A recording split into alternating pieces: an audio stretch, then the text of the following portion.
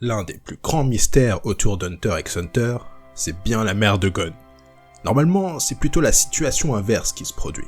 Je veux dire, on sait souvent avec certitude qui est la mère de quelqu'un, mais on n'est jamais réellement sûr de qui est le père, à moins de faire un test, bien sûr.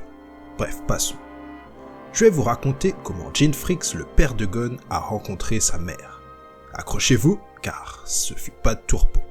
Après avoir passé avec succès l'examen des Hunters, Jin accomplit toutes sortes d'exploits, créant le jeu virtuel Grid Island, réalisant des projets archéologiques gargantuesques et terrassant des ennemis puissants.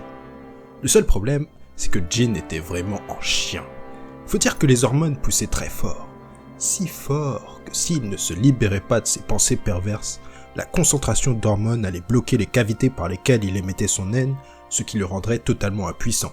Sans mauvais jeu de mots, bien sûr. Cela était inenvisageable, car Jin faisait partie de l'élite des Hunters, et de nombreux criminels voulaient sa tête. Jin était puceau pour deux raisons.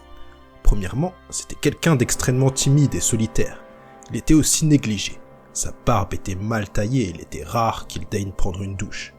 Deuxièmement, il y avait très peu, voire pas de femmes sur les projets archéologiques dans lesquels il passait le plus clair de son temps. Jin réfléchit donc longuement à cette problématique, et une révélation lui apparut. Pourquoi ne pas installer l'application de rencontre Tinder ? Évidemment, grâce aux informations du site de Hunter, Jin savait que la complexité d'obtention d'un match était classée en S, le deuxième plus haut niveau de difficulté. L'utilisation d'une naine ainsi qu'un abonnement à Tinder Gold était évidemment des prérequis. Résigné, Jin entra directement les chiffres de sa carte bleue dans l'application. Au début, ça ne marchait pas fort car malgré son abonnement, le futur père de Gon n'avait obtenu aucun match après une semaine. Toutefois, Jin était persévérant. Il swipa et swipa encore, appuyant frénétiquement sur le petit cœur vert de l'application.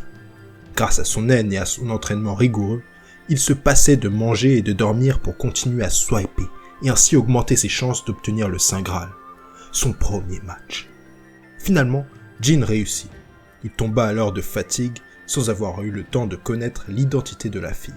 Comprenez, cette tâche avait été encore plus ardue que son examen de Hunter. Jin avait utilisé toutes ses capacités physiques et mentales pour y arriver.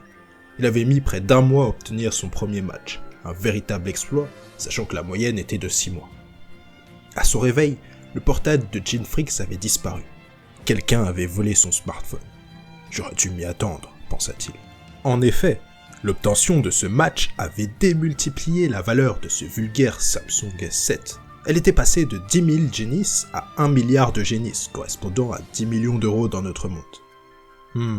À l'heure qu'il est, il doit sûrement être en route pour la prochaine vente aux enchères. Je dois me dépêcher, s'écria Jin. Un mystérieux magnétophone imprégné de naine s'enclencha soudain. C'était la voix du jeune Hisoka. Tu me déçois beaucoup, Jin. C'était presque trop facile de te voler. La prochaine fois, reste sur tes gardes. Enfin, si tu veux récupérer ton match, il faudra que tu me battes en duel. Rends-toi à 19h au pied de la tour céleste de combat. Si tu ne viens pas, j'écrirai à ton match que tu n'es plus intéressé. Et voilà. Si vous voulez à la suite, abonnez-vous et dites-le moi dans les commentaires. À la prochaine.